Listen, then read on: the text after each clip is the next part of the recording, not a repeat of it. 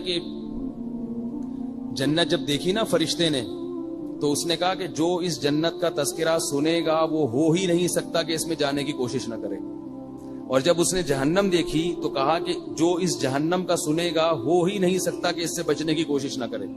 تو اللہ تعالیٰ نے جنت پہ ناپسندیدہ چیزوں کی چادر چڑھا دی اور جہنم پہ خواہشات کی چادر چڑھا دی. جہنم کی جو دیوار ہے نا وہ کیا ہے؟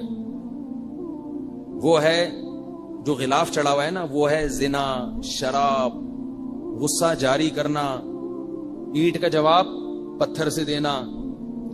ابا اگر پوچھ رہے ہیں رات کو 1 بجے کیوں آ رہے ہو تو جواب دینا کہ کیوں پوچھ رہے ہو، میں جوان ہو گیا ہوں، ابھی میں بچہ نہیں ہوں. یہ ہوتا ہے گھروں میں. آپ کیوں پوچھ رہے ہیں بھائی؟ ایک صاحب نے مجھے بتایا کہ میں اپنے بچے سے پوچھتا ہوں نا 1 بجے گھر آتا ہے، بیٹا کیوں اتنی دیر سے آ رہے ہو؟ حالانکہ ان صاحب نے اپنے بیٹے کو پڑھایا، یورپ بھیجا تعلیم کے لیے، 5 سال وہاں بھیجا، سارا خرچہ باپ نے کیا، اتنا پڑھایا لکھایا، اور پھر پپا پوچھتے کیوں آ رہے ہو تو کہتے ہیں آپ کون ہوتے ہیں پوچھنے والے؟ تو میں پھر ان سے پتہ ہے کیا کہتا ہوں، ایسے بچے کو کان سے پکڑ کے باہر نکال دو. جب 2 دن روڈ پہ گزارے گا تو اس کا دماغ درست ہوگا. لیکن وہ کہتے ہیں کہ ماں رکاوٹ بن جاتی ہے. اکثر کیسز میں ایسا ہوتا ہے ماں رکاوٹ بن جاتی ہے. تو میں نے کہا اماں کو بھی اس کے ساتھ بٹھا دو وہاں روڈ پہ، کیونکہ باپ جو ہے نا ایسی باتیں سن سن کے برین ہیمریج ہو جاتا ہے اس کو. بیٹا تو جہنم میں جا ہی رہا ہے، جب وہ روڈ پہ بیٹھے گا شاید اس میں عقل آ جائے، ورنہ جائے جہنم میں بھائی. شاید 3-4 دن جب روڈ پہ بیٹھے گا تو شاید اس میں عقل آ جائے کہ میرا تو کچھ بھی نہیں ہے، مجھے عزت ملی، یہ پیسہ ملا، یہ تعلیم ملی، نام ملا، قوم ملی، یہ سب کہاں سے ملا ہے مجھے؟ یہ تو باپ سے ملا ہے. تو جنت جہنم میں جانے کے لیے زنا کرنا پڑے گا، بڑی مزیدار چیز ہے. جہنم میں جانے کے لیے جھوٹ بولنا پڑے گا، کتنا مزہ آتا ہے، پیسے مل جاتے ہیں جھوٹ بول کے. جہنم میں جانے کے لیے ابا اماں کا احترام نہیں کرنا پڑے گا. عورت کے لیے جہنم میں جانا بہت آسان. ایک کام بتاؤں وہ کر لے تو بغیر حساب کتاب کے جہنم. خواتین اگر جہنم میں جانا چاہتی ہیں اپنی ڈائری میں نوٹ کر لیں، اتنا آسان کام بتا رہا ہوں، گارنٹی ہے جہنم کی. وہ ہے شوہر کا دل دکھائیں اور شوہر کی نافرمانی کریں، شوہر کو خوش نہ رکھیں. کیونکہ نبی صلی اللہ علیہ وسلم نے فرمایا جس عورت کا شوہر اس سے خوش نہیں ہے وہ عورت جنت میں نہیں جا سکتی. بہت آسان ہے، اس کی ایسی کی تیسی کر کے رکھو، خرچہ پورا لو اس سے. پرچیاں آئیں گی 1 درجن انڈے لا دو، 1 کلو ٹماٹر لا دو. وہ خان سامہ جا رہا ہے ٹماٹر لینے کے لیے، انڈے لینے کے لیے، واپسی پہ دہی بھی لیتے آئیے گا. ابھی دہی لے کے آ رہے ایک میسج آ گیا، واپسی پہ 1 بڑی ڈبل روٹی بھی لیتے آئیے گا. پھر جا رہا ہے واپس، ٹھیک ہے نا. تو اس کا خون چوس کے رکھو. بیمار ہو جائے، آپ بیمار ہو جائیں تو اس سے سارے پیسے لو علاج کے. اگر ٹھیک نہیں ہو رہی تو اسی پہ ڈال دو کہ یہ صحیح خرچہ نہیں کر رہے. میں نے کہا تھا آغا خان لے کے جاؤ، انہوں نے لیاقت نیشنل میں داخل کرا دیا. بچہ اگر بیمار ہو جائے تو اس کا خرچہ بھی کس سے لیا جاتا ہے بھائی؟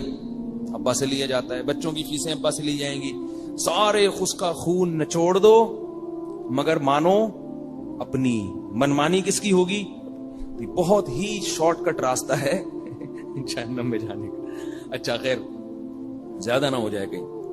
تو نبی صلی اللہ علیہ وسلم نے فرمایا کہ اللہ تعالیٰ نے، اور مرد کے لیے جہنم میں جانے کا پتہ ہے سب سے شارٹ کٹ راستہ کیا ہے اس زمانے میں؟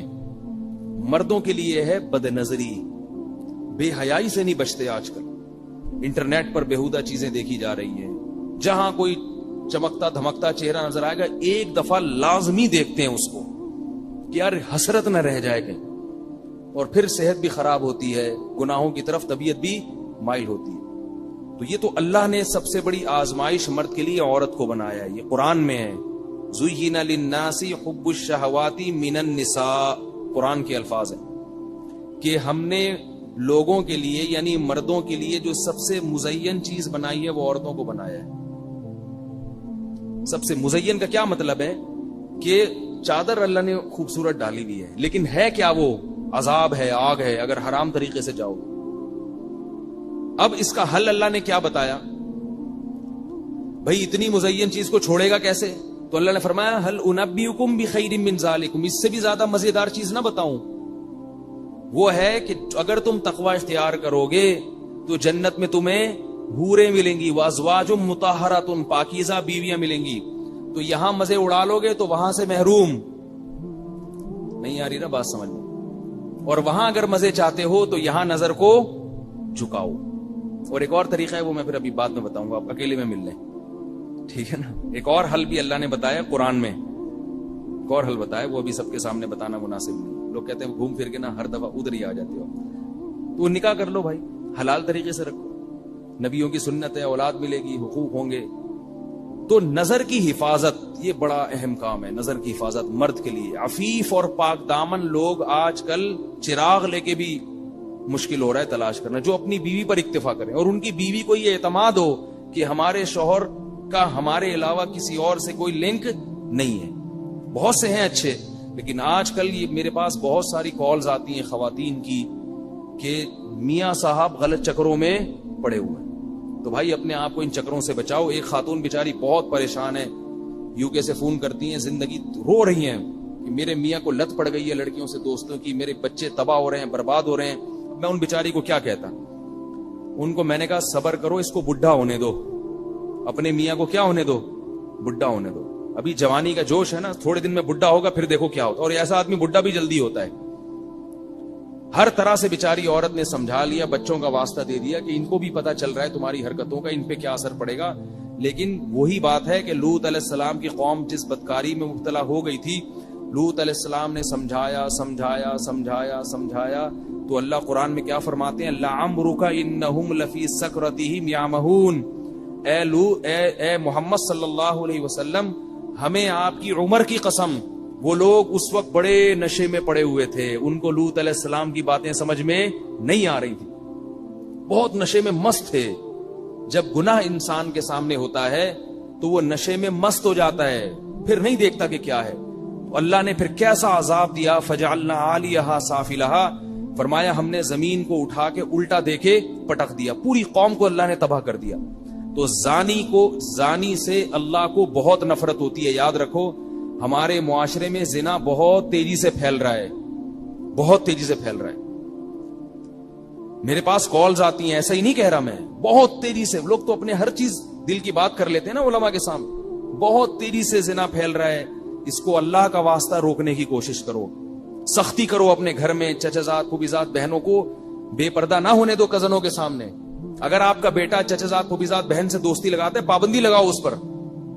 میرے گھر میں جب میرے چچزاد پھوپھیزاد بھائی آتے تھے, میرے والد صاحب کے بھتیجے ہوتے تھے, تو والد صاحب ہماری بہنوں کو حکم دیتے تھے کہ ان کے سامنے نہیں آنا ہے. غصہ کرتے تھے کہ ایسے بے محابہ کوئی نہیں آ کے بیٹھے گا. ان کو حکم تھا کہ آپ بیٹھک میں بیٹھیں اور یہیں سے پتلی گلی سے نکل جائیں, جس نے ملنا ہوگا آپ سے یہیں آ کے ملے گا. ناراض ہوتا ہے تو ہونے دو. بہت زیادہ برائی پھیل رہی ہے, مصافحہ کرنا کزنوں سے, گلے ملنا کزنوں سے. براڈ مائنڈڈ کہہ کے نا سب کو بے شرم بنا دیا ہے. براڈ مائنڈڈ ہیں, ہم کوئی گھٹیا تھوڑی ہیں, گلے بھی بڑے تمیز سے ملتے ہیں کہ ایسے جیسے بالکل کوئی احساس ہی نہیں ہو رہا ہمیں. چھوڑ دو اللہ کے بندو, یہ غیر مسلموں کا کلچر ہے, یہ ہندوؤں کا ہو سکتا ہے, یہ بلکہ ہندوؤں کا بھی نہیں ہے, یہ تو انگریزوں کا ہے, یہودیوں کا ہے, جن پر اللہ نے لعنت کی ہے, جن پر اللہ کا غضب آیا. بار بار سورہ فاتحہ میں ہم کہتے ہیں غیر المغضوب علیہم ولا الضالین. اے اللہ, نہ عیسائیوں کے راستے پہ چلا اور نہ یہودیوں کے راستے پہ چلا. ہندوؤں کا تذکرہ نہیں ہے یہاں پہ. سورہ فاتحہ میں 2 قوموں کا اللہ نے ذکر کیا, 2 قوموں کا.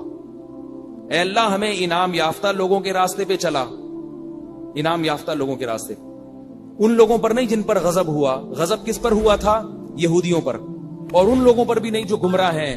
تمام مفسرین کا اتفاق ہے کہ اس سے کون مراد ہیں؟ عیسائی. ہندوؤں کا ذکر نہیں, سکھوں کا ذکر نہیں.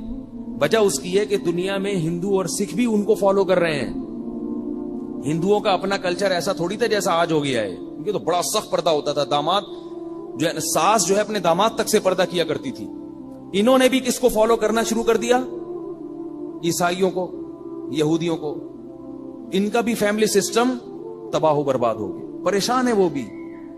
گھروں میں زنا ہو رہا ہے, اتنا زیادہ ان کے ہاں برباد ہو گیا نا ہندوؤں کا فیملی سسٹم کی جس کی کوئی انتہا نہیں.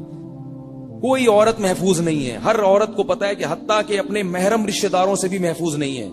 اتنا ان لوگوں نے معاشرے میں حیوانیت پھیلا دی ہے. شکر کرو میرے بھائی, اللہ نے مسلمان بنایا ہے, اللہ نے ہمیں مسجد میں آنے کی توفیق عطا فرمائی ہے, اور بار بار ہمارے منہ سے یہ دعا نکلوائی ہے کہ اللہ عیسائیوں کے راستے پر نہیں چلانا.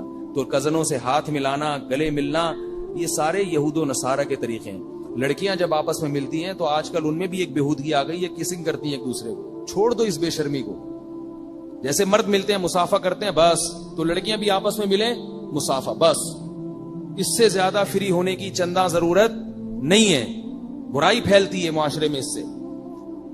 تو نبی صلی اللہ علیہ وسلم نے فرمایا کیا ہے کہ جہنم میں جانے کے لیے کیا ہے؟ زنا ہے, لڑکیوں سے فضول دوستیاں ہیں, گپے ہیں.